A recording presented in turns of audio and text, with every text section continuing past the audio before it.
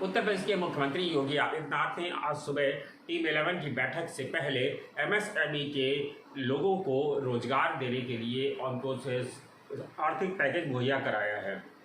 आपको बता दें कि कल प्रधानमंत्री के आर्थिक पैकेज के ऐलान के बाद वित्त मंत्री निर्मला सीतारमण ने आर्थिक पैकेज का ऐलान किया था और उसका ब्रेकअप का ऐलान किया था कि वो किस तरह से लोगों को लाभ मिलेगा। उसमें उन्होंने तमाम सारी मुनादी की थी। उसी क्रम में आज मुख्यमंत्री योगी आदित्यनाथ ने सुबह 10 बजे लोक भवन में अपने सरकारी कार्यालय में वहां पहुंचकर उन्होंने लोगों को 56,754 लोगों उद्यमियों को एक साथ 2,000 करोड़ रुपए का लोन उपलब्ध कराया है। इसका चेक उन्होंने एमएसएमई विभाग को सौंपा। इस अवसर पर तमाम सारे मंत्री मौजूद थे। उन्होंने एमएसएमई की इकाइयों को कहा कि ऐसे इस लोन के माध्यम से बहुत सारे लोगों को रोजगार मिलेगा। 56,754 लोग वो लोग थे जिनको मुख्यमंत्री ने एक साथ सामने बिठा करके 56,000 उद्योगपति बैठे थे और दूसरी तरफ बैंकर्स बैठे हुए थे।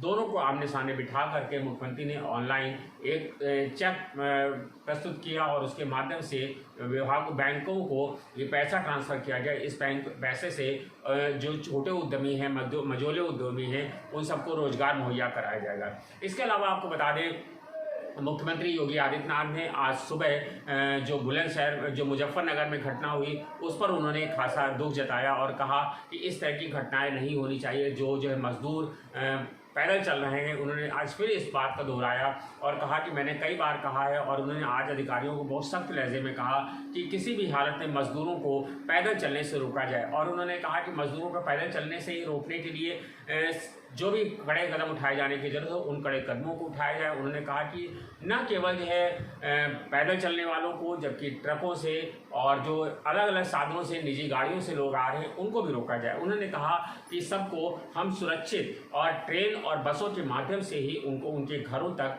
गृह जनपद तक, गंतव्य तक पहुंचाएंगे जो भी लोग मजदूर हैं। उन्होंने कहा कि साथ ही उन्होंने कहा जो प्रवासी मजदूर हैं उत्तर प्रदेश तक आना चाहते हैं तो उत्तर प्रदेश में उनको किराया भी नहीं देना है, उसका किराया उत्तर प्रदेश सरकार वहन करेगी। उन्होंने कहा कि हम सबको निःशुल्क लेकर के आएंगे ट्रेनों और बसों के माध्यम से। तो ऐसे में उन्होंने ये कहा कि जो भी मजदूर हैं उनको किसी भी हालत में पैदल चलने से रोका जाए, उनको सुरक्षित पहुंचाया जाए। अगर वो कहीं रास्ते में मिलते हैं तो उनको रोका जाए और उनको वहां से, जहां से मिलते हैं वहां से उनको बस से बैठा करके और उनको जो उनके गृह जनपद है उनको वहां तक पहुंचाया जाए। इसके अलावा आपको बता दें मुख्यमंत्री ने यह भी कहा कि जो 10,000 इस हफ्ते के अंत तक, यानी कि आज गुरुवार हो गया है, तो उन्होंने कहा कि सोमवार तक हर हालत में टेस्टिंग किट की जो कैपेसिटी है कोरोना की उसको बढ़ा लिया जाए। उन्होंने कहा कि इसमें करीब 10,000 क्षमता बढ़ाई जाएगी, यानी कि हर दिन 10,000 की लोगों के कोरोना टेस्ट किए जाएं, तभी हम इस पर तेज़ी से नियंत्रण पा सकते हैं। अभी जो है उत्तर प्रदेश की जो टेस्ट किट की क्षमता है वह करीब 4,500-5 हज़ार के आसपास पहुंच रही है। तो मुख्यमंत्री ने कहा इस क्षमता को बढ़ाए जाने की ज़रूरत है।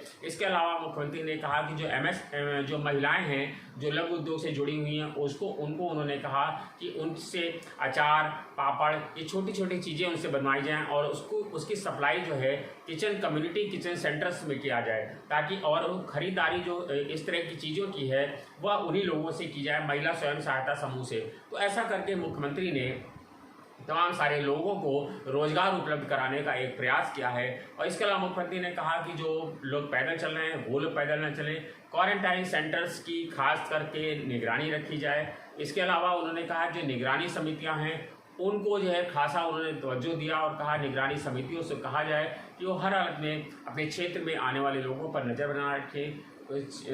गांवों में ग्राम समिति है, शहरों में मोहल्ला निगरानी समिति है। इन दोनों की जिम्मेदारी ग्राम प्रधान और पार्षदों को दी गई है। वह इन दोनों को देखें और ये तय करें कि वहां पर कोई चोरी छिपे ना आ सके। उन्होंने कहा कि इन लोगों को कहा जाए कि वो हर हालत में जो लोग भी चोरी छिपे आ रहे हैं उनकी सूचना दे और उनको क्वारंटाइन में रखे। मुख्यमंत्री ने कहा कि हम लोग करीब 2 लाख से ज़्यादा लोगों को लेकर के, श्रमिकों को लेकर के उत्तर प्रदेश में आए हैं और हमारे सामने एक बड़ी चुनौती है क्योंकि अभी बड़ी संख्या में लोगों को आना है। उन्होंने माना कि करीब 15-20 लाख की क्षमता हो सकती है जो बाहर से आने वाले लोगों की है। तो हमारे सामने चुनौती बहुत बड़ी होगी कि हम उन लोगों को कैसे रोजगार मुहैया कराएं, उन लोगों का कैसे चेकअप करें। तो इसी के मद्देनज़र मुख्यमंत्री ने रोजगार मुहैया कराने के MSME इकाइयों को निर्देश दिया है। और यही नहीं, मुख्यमंत्री ने यह भी कहा कि जो क्वारंटाइन सेंटर हैं उनकी जो क्षमता बढ़ा ली जाए, वहाँ पर सैनिटाइजेशन कराया जाए, और जो अस्पतालों में N95 मास्क हैं उनकी व्यवस्था की जाए।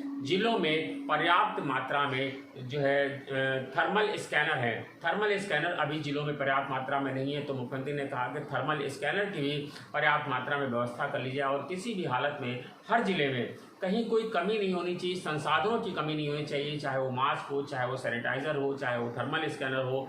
और इसके साथ साथ उन्होंने L1, L2, L3 तीनों श्रेणियों के बेडों की क्षमता बढ़ाने का निर्देश दिया है। कहा है कि इसकी क्षमता बढ़ा करके 1 लाख कर ली जाए।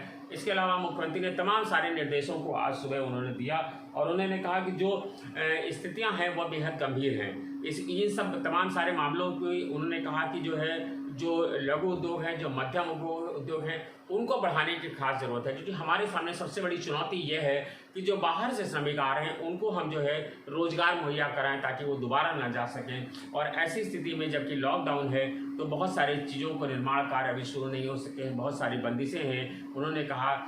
इसके अलावा उन्होंने ये भी कहा कि जो प्रधानमंत्री ने 15 मई तक एक प्रपोजल मांगा गया था राज्यों से कि वो अपने यहाँ की किस तरह की लॉकडाउन चाहते हैं 17 तारीख के बाद, इस पर भी मुख्यमंत्री ने मंथन कर लिया है। सब बैठक में अधिकारियों के साथ, बैठक में तमाम सारे अधिकारियों को मंत्रियों ने, तमाम सारे अधिकारियों ने जो रिपोर्ट सौंपी है उस पर मुख्यमंत्री ने एक आम राय बना ली है। और अब कल या परसों में वो मुख्यमंत्री प्रधानमंत्री को वो रिपोर्ट भेजेंगे कि उत्तर प्रदेश में किस तरह का लॉकडाउन होगा।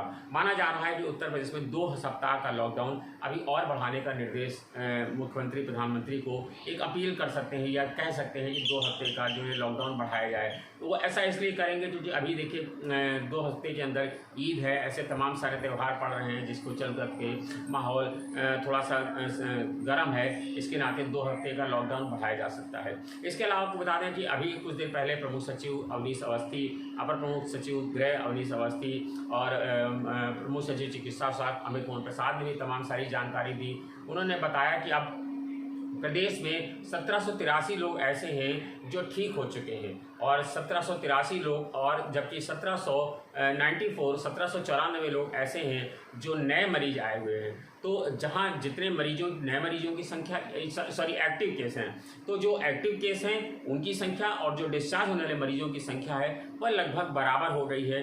कभी कभी डिस्चार्ज होने वाले मरीजों की संख्या ज़्यादा है। तो ऐसे में माना जा रहा है कि जो मरीज हैं, जो उत्तर प्रदेश से ठीक होने वाले मरीजों का आंकड़ा है वह बेहद अच्छा है। तो उत्तर प्रदेश से जो मरीज हैं वो ठीक हो रहे हैं। आज मेरठ की पोजीशन अभी भी ठीक नहीं है। आज ही मेरठ में 2 लोगों की कोरोना के चलते मौत हो गई है। अब ये संख्या जाकर के 92 के आसपास पहुंच गई है उत्तर प्रदेश में मरने वालों का, जबकि कोरोना पॉजिटिव संक्रमित लोगों का आंकड़ा करीब 3800 का आंकड़ा पार कर चुका है। ये जानकारी तमाम सारी अमित मोहन प्रसाद, प्रमुख सचिव चिकित्सा स्वास्थ्य ने दी। उन्होंने कहा कि जो देखा जा रहा है कि युवाओं में सबसे ज़्यादा कोरोना पॉजिटिव के मामले देखने को मिल रहे हैं, इस पर उन्होंने यही कहा कि जो लोग हैं, जो युवा हैं, वह लॉकडाउन का नियमों से पालन नहीं कर रहे हैं। उन्होंने कहा हालांकि हमने बच्चों पर और जो बुजुर्गों हैं, 60+ के लोग हैं, उन पर हमने काफ़ी काबू पा लिया है और वहाँ के लोग अब काफ़ी तेज़ी से ठीक भी हो रहे हैं। ये तमाम सारी जानकारी मुख्यमंत्री की तरफ से, मुख्यमंत्री की बैठकों का अपर प्रमुख सचिव गृह अवनीश अवस्थी ने